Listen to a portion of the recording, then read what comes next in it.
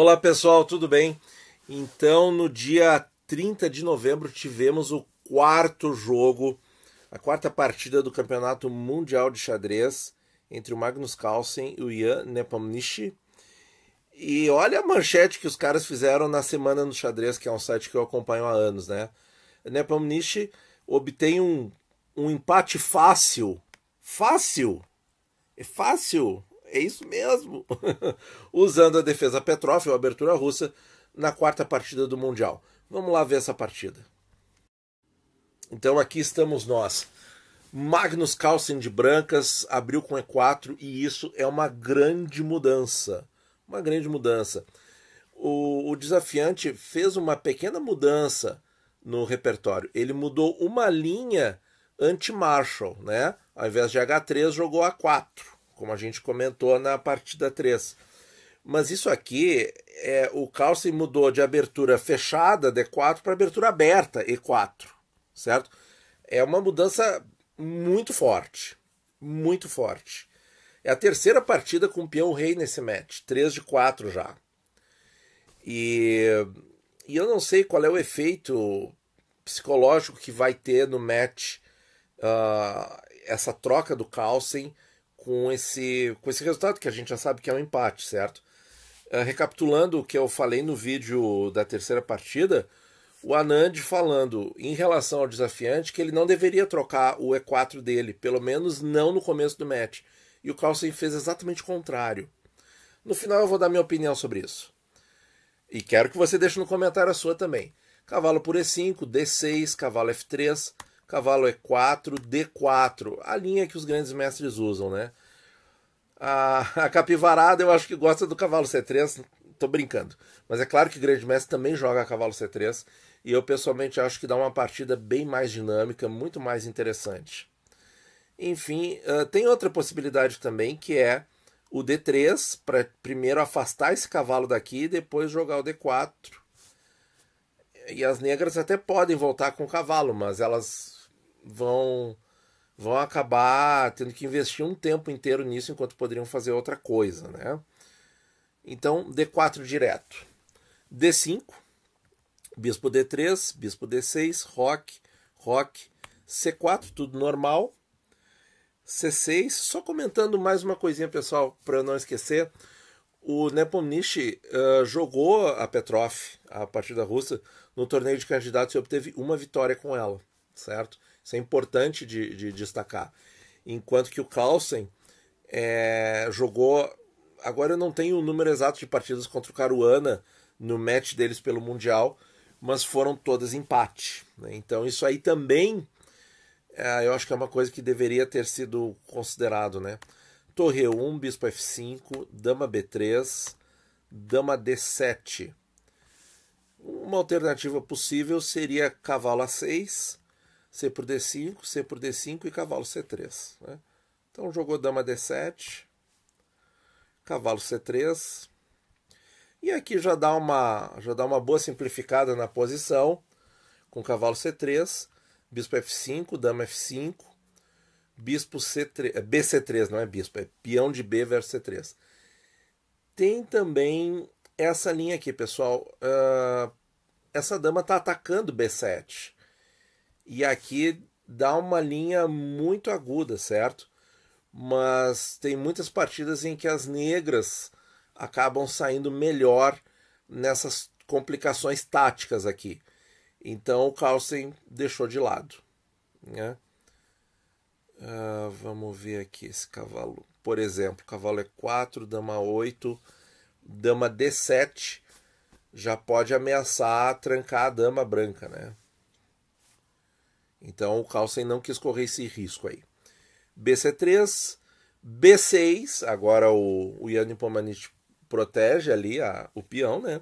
C por D5, desdobra os peões. C por D5, dama B5. Agora vem dama D7, oferecendo a troca de damas, e A4. A4 não recusa a troca de damas. Vejam que interessante. Nós temos uma partida em 2017 do Vashila Grave contra o Caruana, em que ele, ao invés de defender a dama com o peão, defendeu com a torre. E também deu empate em 51 lances. Vamos só ver de passagem aqui rapidamente como é que foi esse desenvolvimento. E você vê como é difícil da branca conseguir quebrar nós, né? Mas pelo menos a branca tem contra-jogo no flanco dama, ó.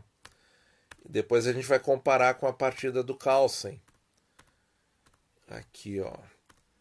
E aí, ó, é uma partida em que ambos ficam... Aqui é o Vachilagrave versus o Caruana, tá? Em 2017. Vejam que eles, cada um tentando, né, quebrar a posição do outro, achar um jeitinho de entrar, mas não consegue, ó. Entrou pro final de peões. E aqui... empata. Veja só, pessoal, que partida, hein? Que partida legal essa aí. Empata. Então, ao invés de torre B1, o Carlsen foi para A4. A4. Né? Porque vai dar uma posição muito marcante no flanco dama. Por isso que eu estou enfatizando bem essa parte. E, o Nepomniachtchi trocou. Veio A por B5 e agora A5, pessoal. A5. E aqui é o seguinte. A branca toma en passant ou não toma mais. Porque essa é a regra. Essa é a regra do en passant. Ou não toma mais. Ou seja, troca o peão ou não troca. Ou deixa ele passado protegido. Só vamos dar uma olhada como é que ficaria, né? Poderia ter jogado isso e ter tomado de cavalo. Ficariam as negras com 3 ilhas de peões e as brancas com 2 ilhas de peões. Mas, de novo, muito difícil fazer qualquer progresso, porque as negras se defendem rapidamente aqui. Talvez seja esse o problema que o Carlsen não quis tomar en passant.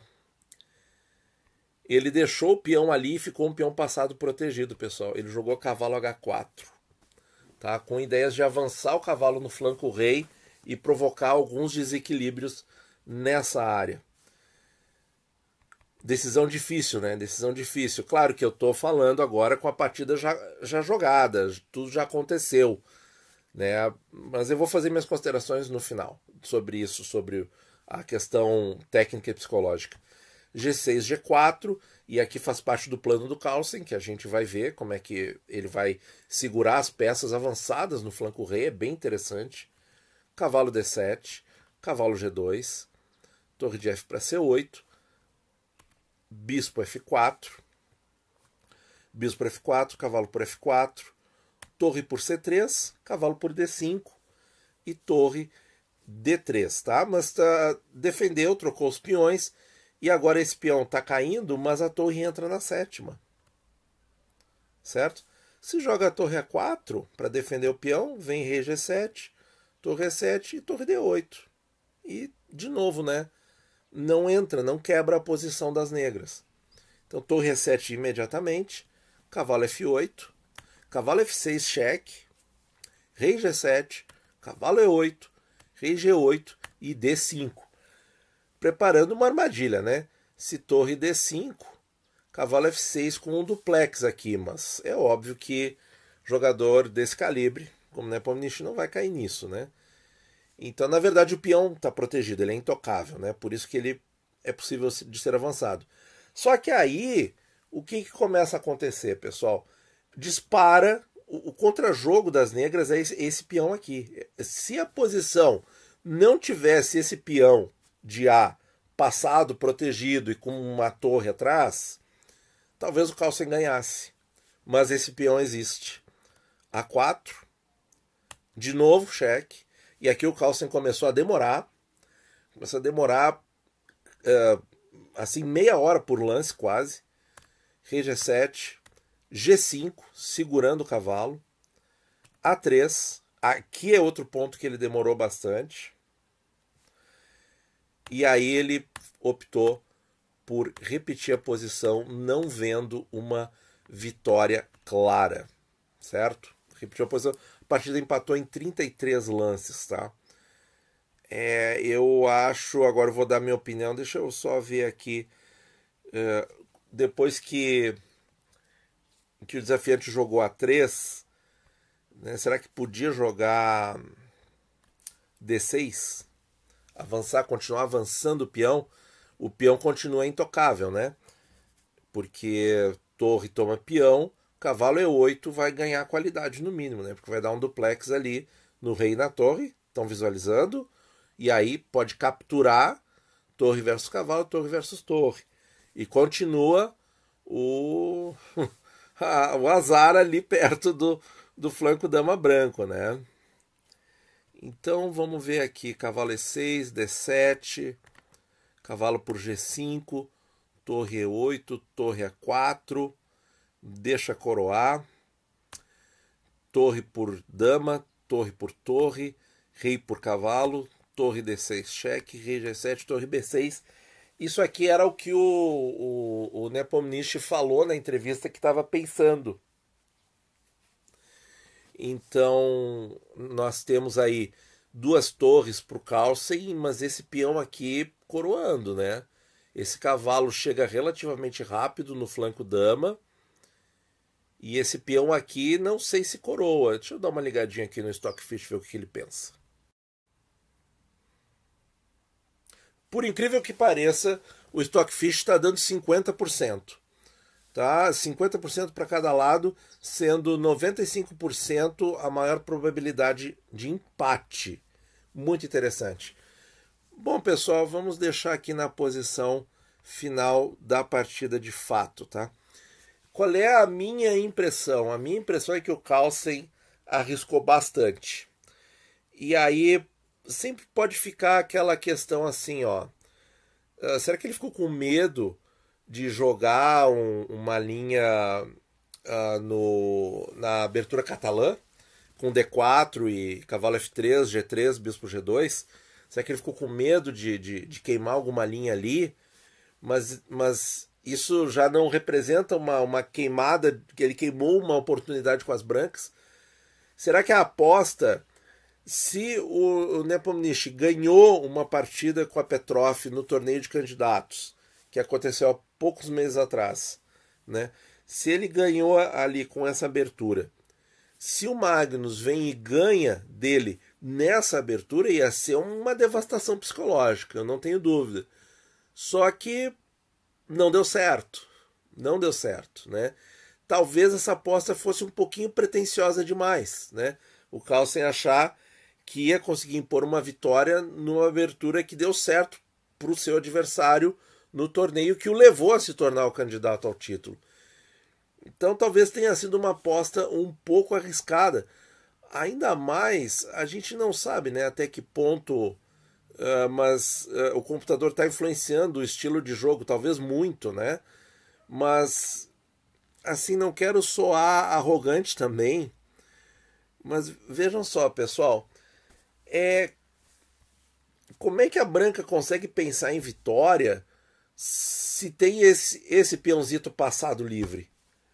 Né? Não dá para pensar, porque como é que aí o Capablanca, Karpov, outros mestres aí do posicional jogavam no passado? Eles se certificavam primeiro que o adversário não tivesse contra-jogo. E aqui esse contra-jogo ficou vivo. Tanto que foi por isso que o Carlsen decidiu repetir a posição, porque senão ele ia levar aquele contra-jogo, né? Ó, e o Nepomniachtchi mostrou que não estava com medo de avançar o peão, não, certo? Então, eu acho que não deu muito certo o plano do Carlsen. Eu acho que ele queimou um pouco, perdeu uma partida, assim, esse empate fica com um leve gostinho de derrota para o atual campeão mundial, essa é a minha opinião. E quem sabe, ele não devesse ter jogado, ou quem sabe ainda jogue, um C4, como sugere o nosso querido grande mestre, o Rafael Leitão, né? Que ele quer ver um C4 aí nesse match. Eu também tô querendo ver. Tá bom, pessoal? Muito obrigado por ouvir e bons jogos a todos.